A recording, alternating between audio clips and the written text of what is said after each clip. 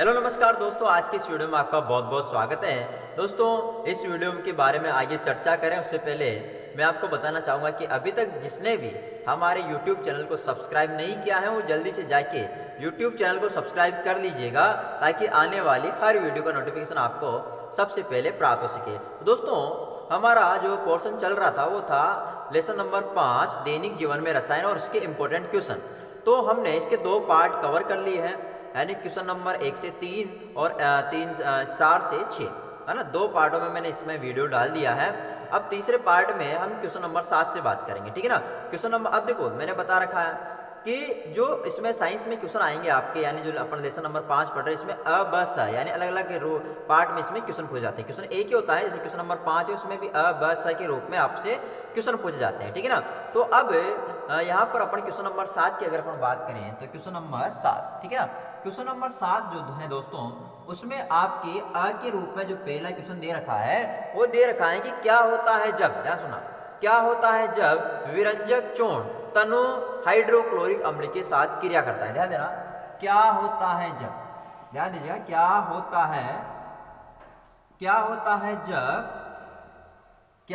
है जब विरंजक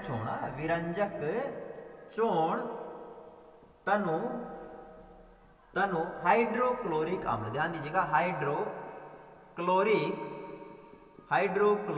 अम्ल के साथ, है ना, अम्ल के साथ क्रिया करता है। ये हमारा क्वेश्चन है दोस्तों कि क्या होता है जब विरंजक चूर्ण तनु हाइड्रोक्लोरिक अम्ल के साथ क्रिया करेगा, ठीक है। तो आंसर मैं बताऊंगा, उससे पहले थोड़ा सा चाय पी लेते हैं।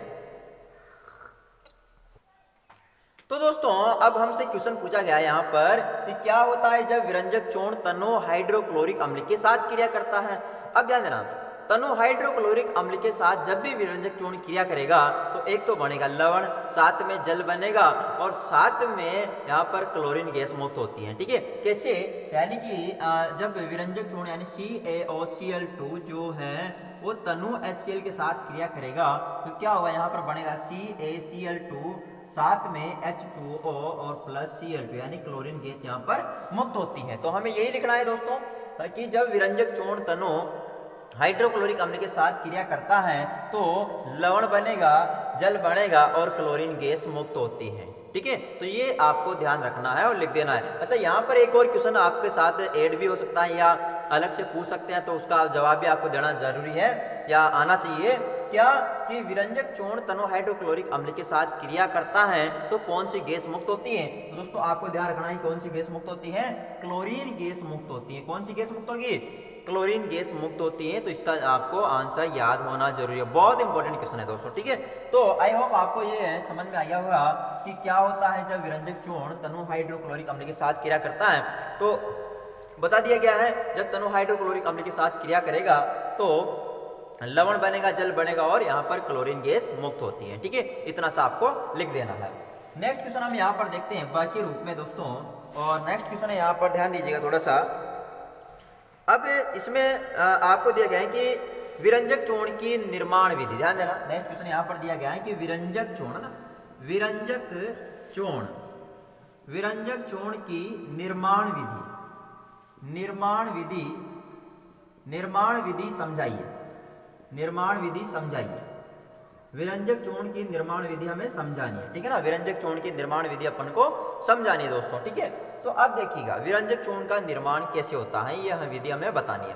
तो कुछ भी नहीं दोस्तों, ध्यान सुनना, शुष्क बुझा हुआ चूना होता है। क्या होता है, शुष्क बुझा हुआ चूना। अब ये शुष्क बुझा हुआ चूना क्या होता है, तो भाई देखिएगा, जब दिवाली के टाइम पे हमारे मकानों की खुदाई की जाती है तो एक नॉर्मल तैयार जो एक हम कह सकते हैं ग्रामीण भाषा में कल्ली, है ना, क्या बोल सकते हैं, कल्ली, और वो 5-5 किलो या 10 किलो के रूप में एक थैले मिलते हैं, बड़े बड़े थैले मिलते हैं। तो उनको क्या करते हैं ना, हमारे पापा बाजार जाते हैं, वहाँ से कल्ली लेकर के आते हैं और फिर उस कल्ली को हम बोलते हैं, वैसे तो उस जो कल्ली आते हैं उस थैले में उसको बोलते हैं बिना बुझा हुआ चूना। क्या बोलते हैं, बिना बुझा हुआ चूना, और उसका सूत्र होता है CaO। ये बिना बुझा हुआ चूना है, ठीक है ना। अब इसमें क्या करेंगे दोस्तों, ध्यान दीजिएगा, हम उसको लेकर के आते हैं पापा, फिर घर में जैसे आते हैं तो एक मटका भरा होता है। क्या भरा होता है, मटका। पानी का, ध्यान रखना किसका भरा होता है, पानी का। तो उस पानी के मटके में फिर जो लेकर के आते हैं कल्ले, यानी कि बिना बुझी हुई चूने को जब लेके आएंगे तो मटकी के अंदर डाल देते हैं। तो आप क्या देखते हैं, वहां से उष्मा मुक्त होती है, गर्माहट उत्पन्न होती है, बुलबुले उठने लगते हैं, और जब रात भर उसको छोड़ दिया जाता है तो दोस्तों वो ठंडा हो जाता है। और यानी कि जब ये जल के साथ क्रिया करेगा तो यहाँ पर बनाएगा CaOH का होल क्वाइल, यानी कैल्शियम हाइड्रोक्साइड बन के तैयार हो जाता है। और इसी को बोलते हैं अपन भुजा हुआ चूना। क्या बोलते हैं, भुजा हुआ चूना, भुजा हुआ चूना बोलते हैं, ठीक है ना। तो अब ये क्या काम आने वाला है समझने की कोशिश करना। अब हम बोल रहे हैं कि विरंजक चूर्ण का निर्माण कैसे होगा। तो आपको यहाँ पर ध्यान देना है कि जो ये भुजा हुआ चूना है तो इसको अपन कहेंगे शुष्क भुजा हुआ चूना। क्या बोलते हैं, शुष्क भुजा हुआ चूना। तो इस शुष्क भुजे हुए यानी कैल्शियम हाइड्रोक्साइड, शुष्क भुजे हुए चूने में ये क्या है दोस्तों, शुष्क भुजा हुआ चूना, भुजा हुआ शुष्क भुजा हुआ चूना है। अब इस शुष्क भुजे हुए चूने में हम प्रोवाइड करने वाले हैं क्लोरीन गैस। कौन सी गैस, क्लोरीन गैस प्रोवाइड करेंगे, यानी शुष्क भुजे हुए चूने में क्लोरीन गैस प्रोवाइड करेंगे। तो यहाँ पर बनेगा हमारे पास CaO, Cl2 और साथ में H2O, ठीक है। तो यानी कि हम कह सकते हैं कि शुष्क भुजे हुए चूने में क्लोरीन गैस प्रोवाइड करने से किसका निर्माण हो जाता है दोस्तों, विरंजक चूर्ण का निर्माण होता है। किसका निर्माण होता है, विरंजक चूर्ण का निर्माण होता है। तो इतना सा अपन को लिखना है कि विरंजक चूर्ण का निर्माण कैसे होगा, शुष्क भुजे हुए चूने में क्लोरीन गैस प्रोवाइड करने से इसका निर्माण हो जाता है, विरंजक चूर्ण का निर्माण होता है। और साथ में हमें ये रिएक्शन भी लिखना है, क्योंकि अगर रिएक्शन नहीं लिखोगे तो आपके नंबर कटने वाले हैं 100%, ठीक है। तो ये आपको लिखना बहुत ही जरूरी है दोस्तों, ठीक है। चलो आपको समझ में आ गया होगा कि किस प्रकार से विरंजक चूर्ण का निर्माण होता है, और ये विधि अपन समझा देंगे। स के रूप में यहाँ पर क्वेश्चन पूछा गया है, लेकिन बताया पहले मैं थोड़ा सा चाय पी लेता हूँ ना, ठंडे हुए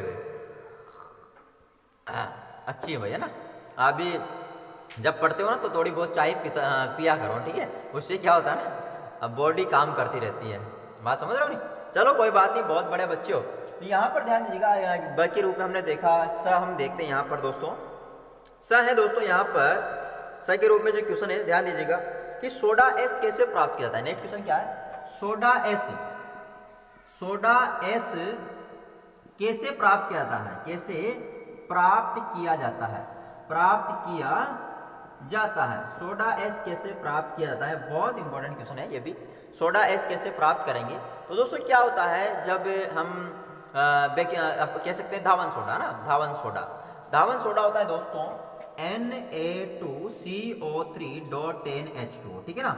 अब इसको हम क्या करते हैं, गर्म करते हैं, इसको क्या करते हैं, गर्म करेंगे। यानी कि जब धावन सोडे को गर्म किया जाता है तो इसमें से क्या होता है, जो ये जल होता है ना, जो जल के जितने भी अणु होते हैं, तो इसमें से कह सकते हैं कि संपूर्ण क्रिस्टलन जल निकल जाता है, ठीक है ना। यानी कि ये क्या है हमारे पास, धावन सोडा, धावन सोडा है। अब इस धावन सोडे को जब गर्म करेंगे तो इसमें से संपूर्ण क्रिस्टलन जो जल है, ये जो जल है दोस्तों H2O के 10 अणु, इसका क्या हो जाता है, यानी कि ये निष्कासित हो जाता है ना।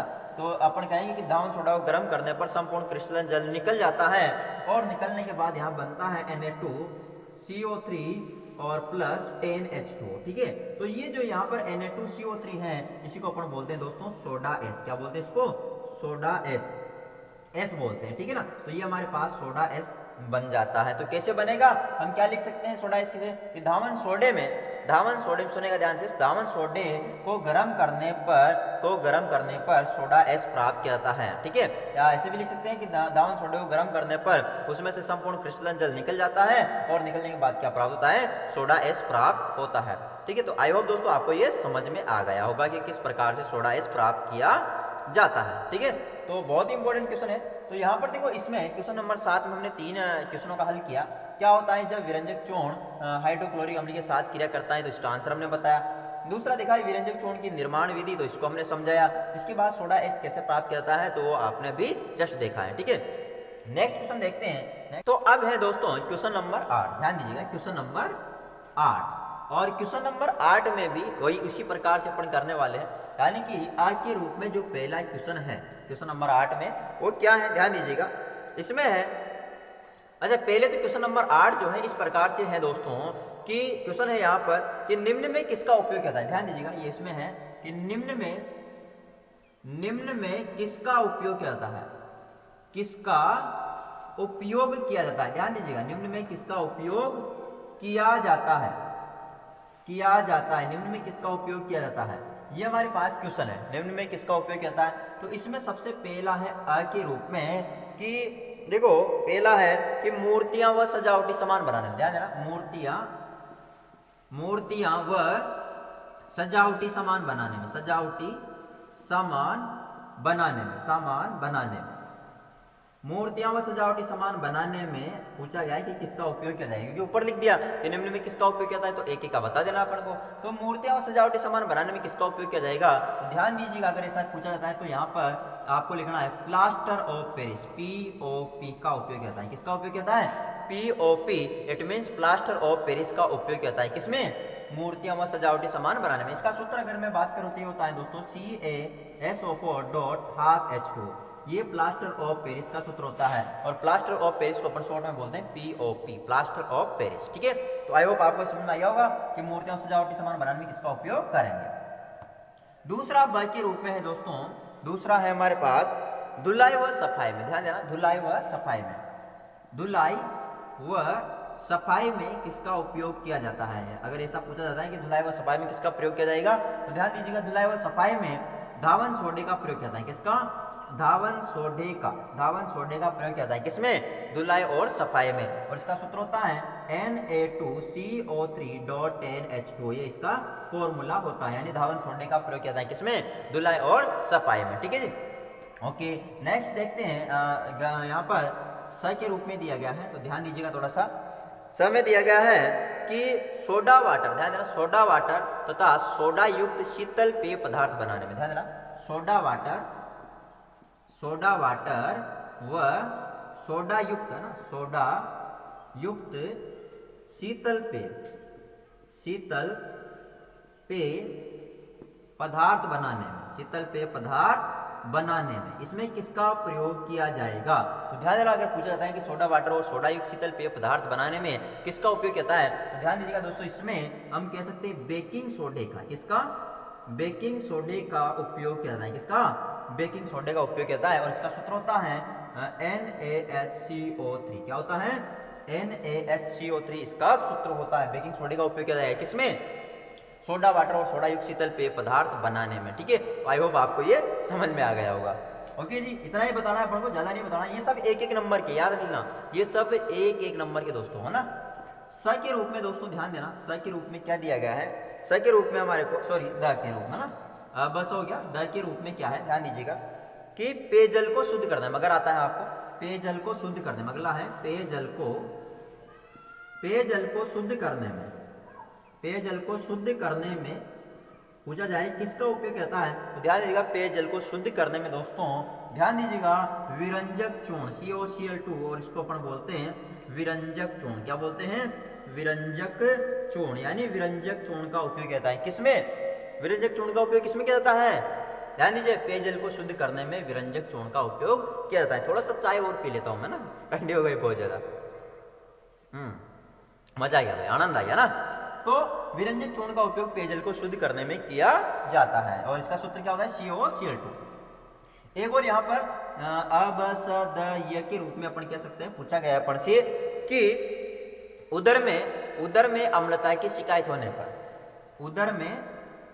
उदर में अम्लता, है ना, उदर में अम्लता की शिकायत होने पर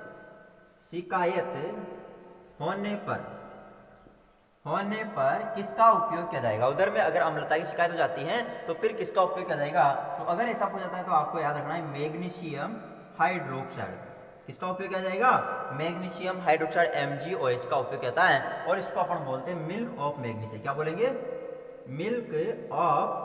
मिल्क ऑफ मैग्नीशिया बोलते हैं ना, मिल्क ऑफ मैग्नीशिया इसको बोला जाता है। ठीक है, तो ये थोड़ा सा आपको याद रखना है दोस्तों, ये बहुत इंपॉर्टेंट क्वेश्चन बन चुका है। तो पहला देखा हमने कि मूर्तियां और सजावटी सामान बनाने में किसका उपयोग किया जाएगा, प्लास्टर ऑफ पेरिस POP का। धुलाई और सफाई में धावन सोडे का प्रयोग किया जाएगा। सोडा वाटर और सोडा युक्त शीतल पेय पदार्थ बनाने में बेकिंग सोडे का प्रयोग किया जाएगा। पेयजल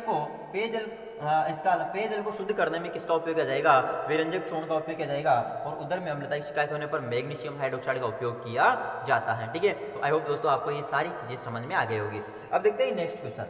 अब है दोस्तों नेक्स्ट क्वेश्चन, और क्वेश्चन नंबर अपन कह सकते हैं 8 हो गया था, क्वेश्चन नंबर 9।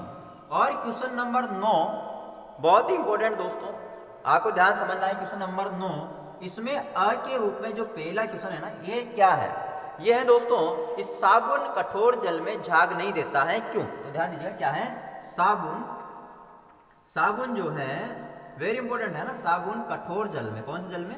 कठोर जल में, साबुन कठोर जल में झाग नहीं देता है, नहीं देता है, क्यों? साबुन कठोर जल में झाग नहीं देता है, इसका कारण हमें समझाना है, ठीक है? कि क्यों नहीं देता है साबुन कठोर जल में झाग, क्यों नहीं देता, आखिरकार क्या कारण है भाई जो साबुन कठोर जल में झाग नहीं देगा? सुनना ध्यान से, बिल्कुल ध्यान से, पूरा दिमाग लगा के सुनना है, ठीक है? चलो बहुत बढ़िया। अब मुझे विश्वास है आप इधर ही ध्यान दे रहे होंगे और तरफ आपका ध्यान नहीं होगा, पूरा इधर ही ध्यान रखना है, ठीक है ना? तो अब ध्यान देना कि जो कठोर जल होता है, सुनना ध्यान से, कठोर जल में दोस्तों कि कैल्शियम और मैग्नीशियम आयन होते हैं। कौन कौन से आयन होते हैं? कठोर जल में कैल्शियम और मैग्नीशियम आयन होते हैं, Ca+ और Mg+2 ये आयन होते हैं। अब जो ये आयन है, ये साबुन के अणु, जो साबुन का अणु सभी को पता है क्या होता है? RCOONA ये होता है, ठीक है? और इसको अपन ऐसे भी लिख सकते हैं, R के स्थान पर C17H35 COONA, ये साबुन का अणु है दोस्तों, ठीक है? तो ये जो कठोर जल में क्या क्या होते हैं पहले तो बताइए? कैल्शियम और मैग्नीशियम आयन होते हैं। तो ये जो साबुन का अणु है, इसमें से सोडियम आयन को प्रतिस्थापित कर देते हैं। क्या कर देते हैं? प्रतिस्थापित कर देते हैं। और प्रतिस्थापित करके ये हम कह सकते हैं कि उच्च वसा अम्लों के कैल्शियम और मैग्नीशियम लवण बनाते हैं। कैसे? क्योंकि ये अब यहाँ पर बनेगा C17H35 COOCA, इस प्रकार से, या Mg यहाँ पर आ जाता है, ठीक है?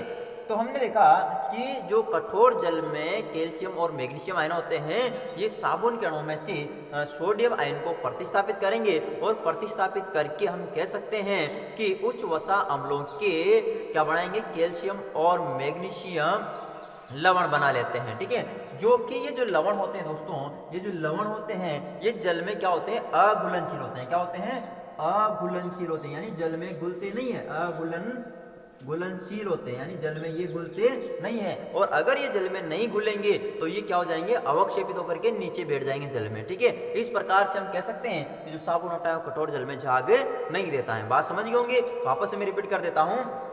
कठोर जल में कैल्शियम और मैग्नीशियम आयन होते हैं। ये क्या करेंगे कि साबुन के अणु में से, यानी C17H35 COONA में से सोडियम आयन को क्या कर देंगे? प्रतिस्थापित कर देंगे। और प्रतिस्थापित करके उच्च वसा अम्लों के कैल्शियम और मैग्नीशियम लवण बना देंगे, जो कि जल में क्या होते हैं? अघुलनशील होते हैं। क्या होते हैं? अघुलनशील, जिससे ये क्या होंगे? अवक्षेपित होकर के नीचे बैठ जाएंगे और फिर अपन कह सकते हैं इस प्रकार से वो कठोर जल में झाग नहीं देते हैं, ठीक है? तो आई होप आपको ये समझ में आ गया होगा कि जो साबुन होता है ये कठोर जल में झाग क्यों नहीं देता है। अब है बाकी रूप में, इसमें क्वेश्चन है, क्वेश्चन नंबर 9 है। इसमें बाकी रूप में जो क्वेश्चन है ये दिया गया है, बहुत इंपॉर्टेंट है कि अपमार्जक किसे कहते हैं। ध्यान देना, क्वेश्चन क्या है कि अपमार्जक, है ना? अपमार्जक किसे कहते हैं? वेरी इंपॉर्टेंट है, अपमार्जक किसे कहते हैं। अगर दोस्तों आपको क्वेश्चन दे दिया जाता है कि अपमार्जक किसे कहते हैं, तो आपको क्या बताना है? तो हम कह सकते हैं अपमार्जक के लिए कि जो अपमार्जक होते हैं ये उच्च वसा अम्लों के, ध्यान देना, अपमार्जक उच्च वसा अम्लों के सोडियम, ध्यान देना, उच्च वसा अम्लों के सोडियम एल्किल सल्फेट, इसका अपन कह सकते हैं ROSO3- और Na+, है ना? सोडियम एल्किल सल्फेट, या अपन कह सकते हैं या सोडियम एल्किल बेंजीन सल्फोनेट लवण होते हैं। यानी कि जो अपमार्जक होते हैं दोस्तों, इसका अपना यहाँ पर शब्द लिख सकते हैं RC6H5SO3- और Na+, ठीक है जी? तो हमने देखा कि जो अपमार्जक होंगे दोस्तों वो उच्च वसा अम्लों के सोडियम एल्किल सल्फेट, यानी कि ROSO3- Na+, या अपन कह सकते हैं सोडियम एल्किल बेंजीन सल्फोनेट लवण होते हैं, मीन्स RC6H5SO3- और Na+, ठीक है जी? तो हमने क्या देखा, अपमार्जक किसे कहेंगे, वापस रिपीट कर देता हूं, अपमार्जक उच्च वसा अम्लों के सोडियम एल्किल सल्फेट या सोडियम एल्किल बेंजीन सल्फोनेट लवण होते हैं। ठीक है, तो ये परिभाषा अपन को देनी है। बात समझ में आइए। चलो बहुत बढ़िया बच्चों, तो आपको समझ में आया होगा कि अपमार्जक किसे कहते हैं। अब इसमें एक और क्वेश्चन जोड़ा गया है, ध्यान देना। क्या क्वेश्चन इसमें दिया गया है, स के रूप में दिया गया है कि किसी भी देश की ध्यान देना, किसी देश की औद्योगिक प्रगति को किस आधार पर मापा जाता है। मैं लिख देता हूं, किसी देश की औद्योगिक प्रगति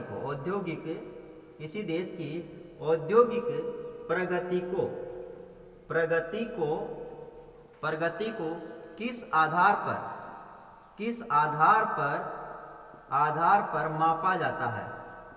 मापा जाता है। अगर ऐसा क्वेश्चन आ जाता है कि किसी देश की औद्योगिक प्रगति को किस आधार पर मापा जाता है, तो क्या बताना है दोस्तों, हमें बताना है कि किसी भी देश की औद्योगिक प्रगति को उस देश के, ध्यान देना, उस देश के उद्योग धंधों में सल्फ्यूरिक अम्ल की, किसकी, सल्फ्यूरिक अम्ल की खपत से मापा जाता